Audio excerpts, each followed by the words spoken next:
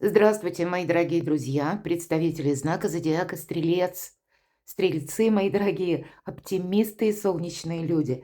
Второй прогноз. Что произойдет до конца июля? Неожиданные события ближайшего будущего. Давайте с вами узнаем. И наш прогноз будет состоять из двух частей. Первый– это цыганский старинный пасьянс. И именно события больше показывают эти маленькие карточки с рандомной выдачей вот тех событий, которые теоретически могут произойти.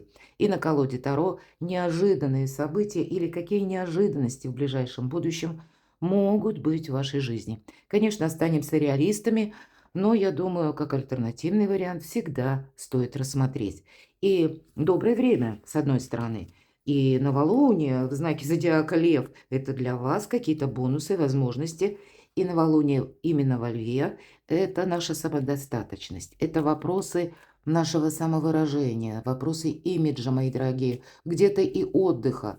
С учетом Урана в Близнецах, да, вот мы говорим, Уран ломает шаблоны. Но вот, видимо, вторая половина июля месяца, может быть, сломать о себе шаблон, как думают о вас люди. Может быть, уделить внимание своим привычкам, да, может быть, как здоровый образ жизни в конечном итоге. Это тоже к имиджу мы можем отнести.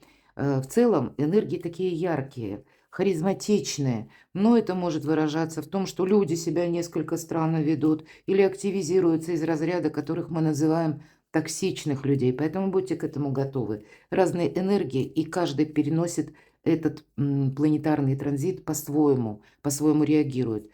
Бывшие могут вернуться, кстати, такое тоже какая-то история. Причем, может быть, даже не те бывшие, которые вы ожидаете, а какая-то вот такая история из прошлого может вернуться. И тут будьте реалистами. Если были проблемы именно в отношениях, вряд ли эти проблемы сами куда-то по себе исчезли. Рассказывать, петь нам тут могут самое разное. Давайте узнаем. Цыганский старинный пасьянс. Очень давно у меня эти карты. Я надеюсь, подсказки нам дадут. Что произойдет до конца июля для вас? Какие события ожидают? Ну вот как пути дороги для вас открываются. Может быть и поездка, кстати, у кого-то очень далеко. Когда ключ– это, ну, как жизненный путь. Раньше было что-то закрыто, да, вот у нас не получалось осуществить, сколько бы мы там ни пытались. А здесь вот как будто дорога открывается. Может быть, это у нас, словно глаза на что-то открываются. Я такое тоже допускаю. Особенно по части ваших достижений. Мы говорим новолуние во Льве. Но у кого-то может проиграться, когда конкретно дорога, перемещение. Или то, что вы будете планировать, мои дорогие. А вот смотрите, у вас исполняется желание. Корабль– один из символов Меркурия, с другой стороны, в этом пасьянсе это именно исполнение желаний. Одно какое-то желание– это радость, это перемены, мои дорогие. Это и вдохновение, наверное, дважды для вас, потому что еще у вас и корабль, вот смотрите, в одном квадрате. И одновременно венок– это радость, радостное известие. Или какое-то событие, которое вдохновляет. И это все при открытом пути. Здорово, тут что-то такое интересное может у вас получиться. Более чем. Не упустите какую-то возможность, правда? У вас тут, как его величество, случай. Но это не то, что вот буквально манна с неба. Нет, тут ведь мы сами активничаем, безусловно. Но что-то мы предпринимаем, да, каждый в своей сфере жизни, у каждого свои планы. Но у вас выпадает корона. Корона– это символ власти. И, может быть, эта власть, как ваша собственная или ваша ресурсность, опять же, новолуние во Льве. С другой стороны, это может быть и множество контактов с людьми, которые находятся либо на несколько другой ступени системы иерархии, или когда вы обращаетесь буквально к чиновнику, бумагу, документ какой-то составить, подписать, может, визу получить для того, чтобы куда-то поехать. Вот у вас все получается. Нам не говорят про сроки, что прямо вот вы сиюсекундно что-то получаете, но то, что это уже какой-то прогресс, это здорово. Сделать что-то с пользой для себя. Может быть, важные согласования по части вашего дома, недвижимости или переезда. Кто-то переезд может задуматься об этом. И может быть это связано с вашим просто желанием. У кого-то это будет связано с домочадцами, с родственниками. Кто-то съезжается, кто-то, может быть, разъезжается, когда дети выросли. Ну вот есть какие-то домашние дела, заботы, как и касается именно наших близких или вот тех, кто вхож в ваш дом или в круг вашего общения. Хотя я допускаю и дальние родственники, какие-то тут тоже могут быть контакты, но и буквально стены и согласования.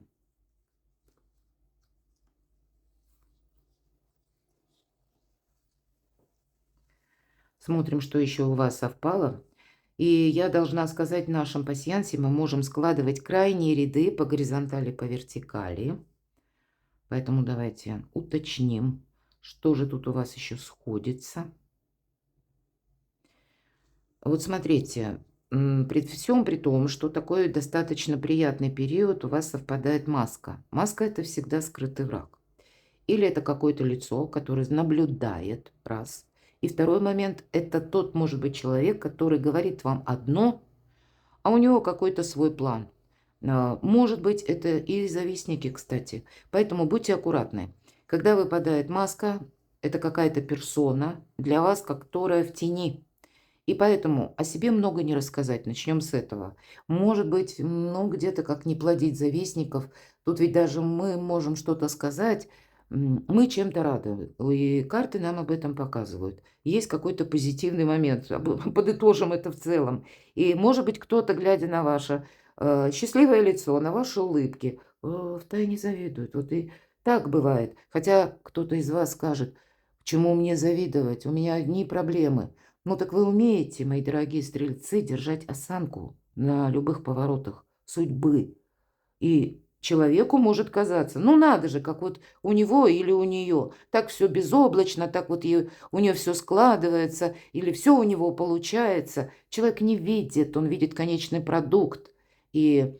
А он сам к этому не способен. Может быть, он сам сидит и бездействует. Ему кажется, что, ну, это вот действительно как-то манна, это вот просто везунчик человек. И начинает завидовать. Поэтому, ну, вот продумайте вот этот момент, такой очень тонкий. Поэтому подмечайте, что люди говорят, транслируют, и что, на что они способны в целом. Может быть, какой-то пережитый опыт вам будет давать, кстати, тут правильные подсказки. Но в целом тоже кто-то может наблюдать. И пока я с вами говорила, все это я пересмотрела еще раз. Не вижу, мои дорогие, каких-то совпадений. Поэтому давайте мы на колоде Таро неожиданности посмотрим. И пусть это для вас будут приятные сюрпризы. Итак, неожиданные события ближайшего будущего для стрельцов. Это нам про что? С чем вы можете столкнуться в этот период? Девятка жезлов. С одной стороны, это карта великой мощи, силы. О чем нам говорит карта? Ты тут будешь слышать много всякого разного. Но тебе перед тем, как действовать, нужно всячески продумать, на что соглашаться. Сохраняйте сами себя, вот собственную силу. Не включайтесь в те вопросы. То есть тут будет какая-то жизненная метаморфоза. Или, я бы сказала, может быть, вокруг вас обстановка, как драйв какой-то. Но напрямую к вам это отношение не имеет. Хотя я могу допустить, вас могут к чему-то призывать, склонять. Или вам обещают что-то могут. Будьте такими, знаете, прагматиками в этот период, на этих 2 неделях, да, до конца месяца нам остается. Может быть, с заходом даже где-то на август. Такая маленькая подсказка, может быть, кому-то важно услышать. Астрологически, астрономически, будем даже говорить так, планетарные транзиты, конфигурацию на август месяц могут создать наполовину, по крайней мере, месяца, ну, таких спокойных энергий. Нам может даже казаться, ничего не происходит. А тем не менее, это какая-то, как временное, может быть, затишье, передышка для того, чтобы мы укрепились в чем-то. Или как свою базу, вот, да, фундамент укрепили. Или в своем намерении цели мы тут тоже подвели какие-то итоги. Поэтому вот в этих энергиях, когда мы сами себя сохраняем и не включаемся быстро в какие-то задачи, а то, что призывать вас могут, это точно. Девятка жезлов – это, знаете, очень аккуратные шаги. Когда сделал шаг и осмотрись, отдышись, что происходит вокруг тебя. И где-то вот с учетом маски я только что об этом сказала. То есть самого разного рода неожиданности. Может быть, даже информация. И вам нужно разобраться, где фейк, где это какая-то игра, а где действительно тот факт, который нужно принять во внимание. Тройка жезлов, смотрите, это карта будущего. Вот здесь для вас важно правильно работать с информацией. Может быть, какие-то вопросы по части дела, работа, бизнес ваш, ваши достижения, опять же. Вот это все для вас, ну, складывает какую-то палитру, много информационности, давайте вот так скажем. Когда действительно, с одной стороны, есть то, что вы себе хотите создать, и что вы хотите продолжать. Но есть еще и какие-то обстоятельства, людские мнения, но есть еще и те факты, которые для вас не прояснены. И хоть и тройка, всегда тройка – это уже шаг в будущее. Но здесь нам человек показан, он стоит. Почему он остановился? Это не есть пауза надолго, а это продуманность. И человек остановился для того, чтобы проанализировать, все ли он взял с собой в будущее, все ли ему пригодится, все ли ему нужно. Поэтому какая-то перезагрузка для вас явно тут присутствует. Неожиданности. Вот смотрите, две тройки, две карты будущего. Прошлое мы как оставляем за плечами. Нам уже не интересно туда даже оглядываться, думать об этом. Но, кстати, по тройке пентаклей мы сдаем жизненный экзамен. У кого-то проиграется, что, может быть, нужно получить срочно какой-то документ, сертификат и пройти какие-то курсы и сдать экзамен, чтобы получить важную бумагу. Может быть, даже по части вашего привычного труда. Может быть, это как какое-то согласование, подтверждение. Мы тоже подтверждаем свой либо профессионализм, тут больше о работе нам говорят, или откуда приходят деньги. Но точно так же вы можете продумывать новый вариант дохода. И мы понимаем, что мы чего-то не знаем. Мы вообще, в принципе, по двум тройкам допускаем, что мы чего-то либо не видим, либо не знаем. Поэтому какого рода не были бы вот тут неожиданности, мои дорогие стрельцы, видимо, надо задуматься о том, что или допустить эту мысль. Ну, транслирует мне одно, а что же там по факту? Это второе. И третье, или, может быть, даже первое, самое главное, чего же я хочу для самого себя. Это не абстрактно, это вполне конкретно, с учетом реалий. Давайте как совет. Королева мечей. Вот смотрите, ведь это карта независимого человека. Поэтому, когда мы меньше о себе рассказали, храните молчание. Карта, кстати, дает совет сразу. Потому что пока не проболтался, ты как будто силен дважды. Во-первых, счастье и удача любят тишину. Это такая аксиома, которую не требует доказательств. И может быть, как и идею, чтобы не украли. Или оставайтесь загадкой, мои дорогие. И вот именно через такие энергии, через молчание усиливается ваша позиция или ваша независимость. Тут нельзя согласиться с учетом девятки жезлов на какой-то, может быть, поначалу выглядящий вау-проект или какое-то предложение, да, просчитывать что-то вам придется или искать дополнительную информацию. Но это выглядит сначала только так привлекательно, а по факту, может быть, это, знаете, как отбросит вас назад на какой-то период времени или втянет в какие-то вопросы, которые вам в будущем будут препоны создавать. Поэтому, к примеру, подписывая важные документы, ну так, дополнительно скажем, проверяйте, что вы подписываете. Есть ведь такая поговорка, что не написано пером, не вырубишь топором. Если взяли мы за кого-то обязательства, ну так значит и будем отвечать. Если подписали какую-то бумагу, пойди потом докажи, что ты это сделал по наитию или из какого-то доброго побуждения. Нет, вот здесь есть реальность от начала до конца. Ни одна карта нам про эмоции не говорит. И более того, интеллект королевы мечей – это в первую очередь интеллект. А для кого-то из вас это еще и подсказка, как совет: строй карьеру, строй свое будущее.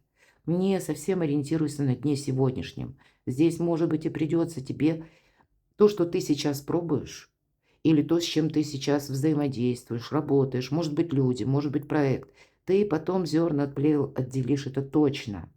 Что-то будет нежизнеспособно, ты от этого откажешься. Но, может быть, до конца июля есть еще какая-то двойственность, есть еще какой-то анализ работы над ошибками. Ну, мы говорим, вот этот экзамен жизненный, его нужно сдать. Что-то и находится пока в тени, то, что вы не видите. И прежде чем это прояснится, какой-то вопрос, прежде чем мы окончательно точки над «и» расставим, ну, здесь нам нужно и научиться себя беречь тоже. Но перемены, мои дорогие стрельцы, они неизбежны. Девятка все-таки, да, первая карта как неожиданности. И это перемены. Ну, нам и здесь говорили тоже. Давайте достанем 3 карты как знаки судьбы. Или 3 карты как вообще совет. Чему уделить внимание. Какими энергиями пользоваться. А может быть, куда и не ходить, да. Итак, знаки судьбы. Семерка жезлов продолжает нам тему девятки жезлов. И по семерке на нас кто-то воздействует, пытается. Пытается нас приобщить к какому-то делу, вопросу, какой-то теме. Или чтобы мы на что-то согласились. Причем по семерке жезлов могут очень даже так активно, в разных энергиях. Сначала могут попробовать слезть, кстати. Если лесть не сработала, окей, пробую другие методы. То есть человек может пробовать разное эмоциональное воздействие на вас. С одной стороны, может начать за здравие, да, с какой-то, ну, позитивной энергии. И нам приятно это слышать. Ну, кому ж неприятно. Но видя, что вы на что-то не соглашаетесь, он очень быстро может перестроиться или пойти в какие-то, вот, допустим, воспоминания. Помнишь, вот ты там что-то сказал, сказала, или вот так вот сделал, сделала. Вот что-то подобное. Люди, мы говорили даже, тут не таро, не карты, тут смысл в планетарных транзитах. Новолуние, да, мы говорим в Льве. Эмоциональный фон, он такой сложный, может быть, для людей. И каждый по-своему это воспринимает. Есть и токсичные люди. Часто по семерке жезлов как раз это где-то проходит. А вы себе спросите, а зачем это человеку нужно? Если он даже вам какие-то дифирамбы поет или пытается оды в вашу честь сложить, да, вам это приятно слышать. А вы все же будьте рациональны, вот как королева мечей. Вы спросите, окей, а зачем тебе это нужно? Ну и точно так же, если даже с какими-то негативными, минусовыми энергиями, ну зачем тебе это нужно? Зачем ты проявляешь такую активность в отношении меня? Потому что по семерке жезлов совет один. Отступи полшага назад. Наблюдай. Вам нужно создать, мои дорогие стрельцы, для себя некий запасной вариант или запасной аэродром, когда, отступив полшага назад, вы сможете, может быть, и выйти сухим из воды. Может быть, и выйти из какого-то дела. Ведь, по сути, мы с вами говорили до этого о чем-то подобном. Но, видимо, карта подводит итог. Для вас это совершенно необходимо. Вот тогда будет праздник после победы. Вот такими энергиями, видимо, о которых я долго рассказывала, они вам помогают достичь не только победы, а стабилизировать какую-то обстановку, для самого себя сделать что-то хорошо. По четверке жезлов, может быть, решить вопросы, кстати, по части жилища. Может быть, у кого-то банально ремонт, переезд. Ну, у каждого здесь свои задачи. Но вот, видимо, свою задачу, ее нужно держать в фокусе внимания, как в центре. А вот методы вам придется менять, это факт, в зависимости от обстановки, обстоятельств или, может быть, даже где-то учитывая настроение людей. Но победа должна быть. Давайте еще знаки судьбы. И вот у нас еще и король мечей. Да, по этой карте проходят люди, которые наделены властью, мы с вами говорили. И, кстати, стройте карьеру, это тоже. Вам как будто, мои дорогие стрельцы, если вы ни о чем подобном не задумывались, но вот, видимо, время приходит, и новолуние во Льве, вот эти здоровые амбиции, вы не можете притушить в себе или как погасить, и даже не нужно это делать. Хладнокровие вам буквально помогает, да, потому что нет эмоциональных карт. Тут если они и есть, да, то это больше в виде влияния, которое оказывают именно на вас. А с вашей-то стороны это какая-то хладнокровный анализ, аналитика того, что происходит вокруг. Есть ваши задачи, есть реакции людские и есть поставленные цели. И вот из всего этого нужно сложить какой-то единый красивый узор, а может быть и какой-то пазл нужно добыть или подобрать, чтобы какая-то проблема, вопрос был решен. И главное, у вас к этому есть все перспективы. Но помогает вам в этом именно вот эта холодная голова, аналитика и когда мы что-то делаем по закону. И поэтому по закону мы проверяем все документы, бумаги, как я уже говорила, чтобы не было каких-то обязательств и чтобы себе не осложнить жизнь в будущем. Но если дело требует того, по королю мечей у нас проходят люди, которые обладают полномочиями в каких-то рамках.